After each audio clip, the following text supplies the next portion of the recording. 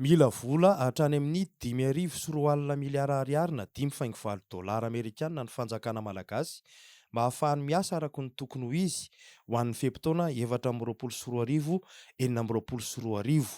Mazava ho azy fa tsy mbola ampelantanana io vola io, fa mbola ho tedavina na ho trosaina.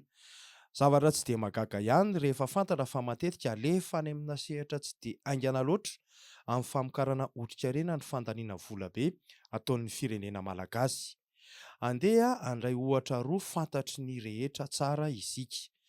7,70 tapitrisa dolara na 8,7 miliara ariary mahery nanavoazana ny kianja Barea.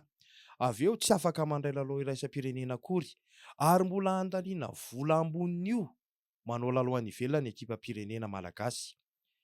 Faharoa, 2,70 tapitrisa euro na 5,7 miliara ariary mahery lanina hanaovana teleferika eto Antananarivo, izay niemitra amin'ny 2024 indray vao afaka hiasa ary mety afaka 10 taona aorian'izay vao tafaverina ny vola be notrosaina raha tsara tantana ilay tetikasa.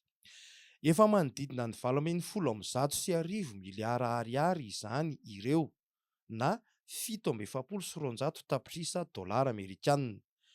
Raha raisina hoe 7,5 dolara ny vary iray taonina eo amin'ny tsena iraisam-pirenena ny fiandohan'ny taona 2024 dia mahazo vary hatrany amin'ny 7,773,4 taonina izany io vola io. Ankoatr'izay dia mbola betsaka no ny entana ahondrana, ny entana faran'ny Madagasikara, izany hoe ambony ny tany famoahana tahirina vola vahiny noho ny fampidirana azy.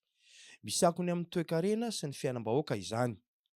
Ho an'ny taona 2024 izao ohatra dia 0,5% ny tahan'ny vidim-piainana, raha toa ka 4% monja ny fitombon'ny ari-karena faobe.